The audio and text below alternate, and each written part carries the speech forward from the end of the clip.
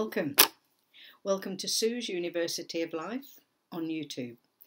My name's Sue Gaskell Barlow, and I've got many titles. I consider the most important title and role on this journey, on this earthly plane, is that of being true to my heart.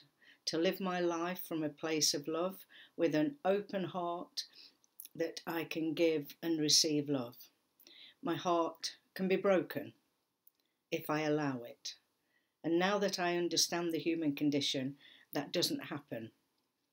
It's the most amazing journey. It wasn't always like this. And people say, Sue, why do you do what you do? And I will try and explain by way of my adventure today. And today is in New Zealand, Anzac Day. Anzac Day is a day where people remember all of the ones that fought in the war, and Australia and New Zealand combined to make it Anzac Day. That's Australia, New Zealand coming together. And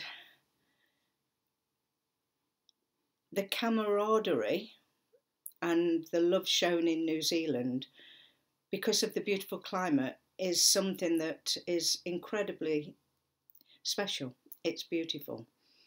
And people here really, really revere and the people that went and fought and stood in that place. And people lost their lives, as people do in wars, unfortunately. Some people get injured.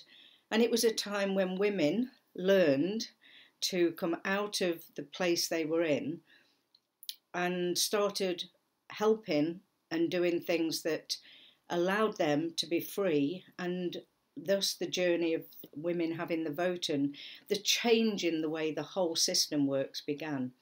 So I was privileged today. I went to pick up a dear friend who, her name's Mary Rose, and we went off to see another friend that we know from a group we're all in U3A here in Tauranga.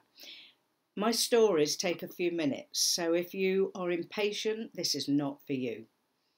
However, I invite you to just sit back, take 10 minutes out of your day and just reflect on what Remembrance Sunday means to you in England, Anzac Day in New Zealand, and whatever words you use to commemorate the people who went to fight and let peace be the religion of the world. I will never support fighting. However, people went to protect and support their family and their loved ones, and have done for so many, many years. So I was privileged to go with Mary Rose, and we went to see a mutual friend who is in hospital. And I sat back. I just asked the question, what is Anzac Day? And I sat back watching these two delightful ladies in their mid-70s and upwards talking about what it meant to them. And it was a privilege to be in their company and listen.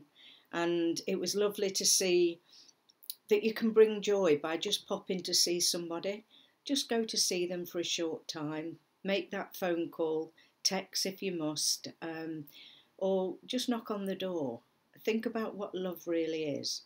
Open your heart, be loving, be giving, be kind. So we left there, Mary Rose and I, and then we went off on another part of the adventure. And we went to McDonald's. It's not a place I go to often. I'm not a foodie snob. It's just not my type of food.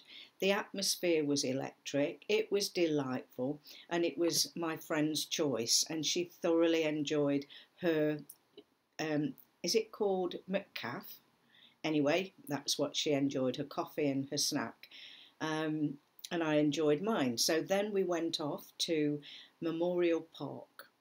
And we went and looked at all of the tributes in flowers and all the names on a beautiful, beautiful place on Memorial Park where people hold services every year. And it's a day where people are revered, as I said, and people are respected. And it was delightful. We met an English couple that go back to England on Sunday. And I took a little video, which I will put on social media very soon. And I invite you to join me on Sue's University of Life on YouTube, on Facebook, follow me on Instagram. You'll find me if you really want to. And so that video's going out, and it was just taken on my ordinary video camera on my iPad. And they allowed me to just ask them a few questions. I took a picture of some of the tributes, the flowers, and we were able to be quiet and let silence be part of our little group, just reflecting each in our own moments and thought process and sharing. And then Mary Rose and I went for a lovely walk round the park. We fed the seagulls, and then I took her back home where we had a nice cuppa, and that was 4.5 hours gone in a heartbeat. And it was just delightful. And what was my contribution? It was just to think about other people. I think about me because I've got a big heart, and I share my heart with people, and I keep it for myself. And so if people who I love do things, I've learned to quickly repair my heart. It doesn't last very long when it's broken because I know how to repair it.